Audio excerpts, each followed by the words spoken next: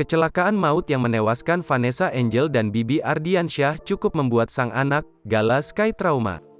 Hal ini pun dikatakan oleh adik Bibi Adriansyah, Fuji, yang menyebut Gala Sky tidak seceria dulu.